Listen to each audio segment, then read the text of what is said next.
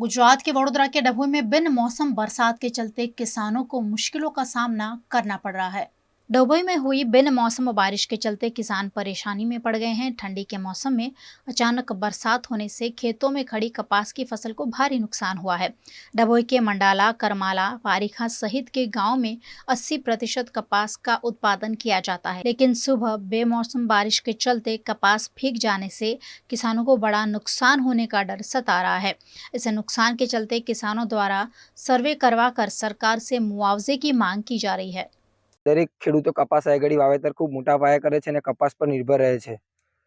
तो भर शियाळे पहली वखत पण मावठું થયું હતું, તેના કારણે તોટારી પાક નુકસાન પામ્યો હતો। ત્યારબાદ ફરી ગઈકાલ રાત્રે મોડી રાત સુધી અને સવાર સુધી વરસાદ આવતો રહ્યો। અલગ અલગ 3-4 માવઠા થયા અને ભારે નુકસાન થઈને કપાસ બધો આડો પડી ગયો અને જે વેનવાનું બાકી હતો ખેડૂતોને ટોટલી પલળીને ખાક થઈ ગયો છે। તો ખેડૂતોને ઘણું બધું નુકસાન થયું છે। તો એક અપીલ છે સરકારશ્રીને કે ખેડૂતની ભણી કોઈ ધ્યાન દોરીને એનું કંઈ વળતર ચૂકવે, એ જ મારી અપીલ છે। ગઈકાલ રાતના વરસાદના કારણે ખેડૂતનો કપાસ વધારમાં વધારે બગડ્યો છે। મંડાળા, પારીખા, કરમાલ, પીસઈ અને ખેડૂતને ઊભું થવું કેવી રીતે, ભીંગે 2 ક્વિન્ટલ 1.5 ક્વિન્ટલનો કપાસ ફાટી રહેલો બગડી ગયો છે, પોણીમાં જ પંડી ગયો છે। તો સરકારશ્રીને એનું વળતર આપવું અને ખેડૂત ઊભો થાય એવી અમારી આશા છે। નહીં કે અમે ઊભા કઈ રીતે થઈ શકીએ। ખાતર, દવા, પાણી, મજૂરી, અમારી મહેનત કરેલું અમને ફળ મળવું જોઈએ એવી અમારી નમ્ર વિનંતી છે સરકારને।